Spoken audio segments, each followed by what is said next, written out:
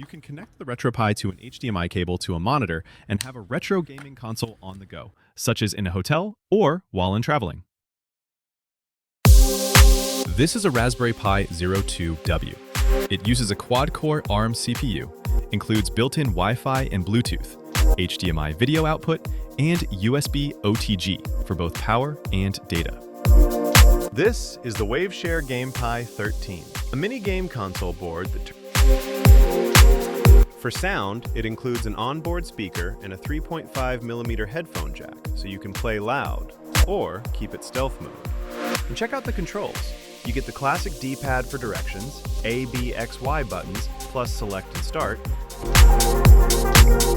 And on the sides, you've got left and right shoulder buttons for extra control in games.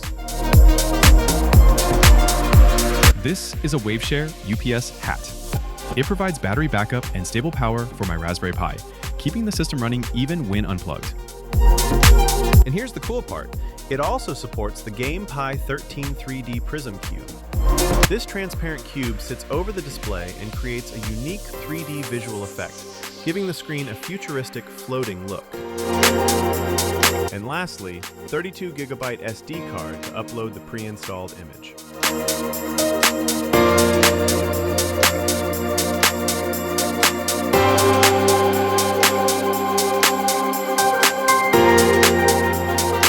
To get started, I headed to the official GamePi13 Wiki, where Waveshare provides multiple pre-installed system images.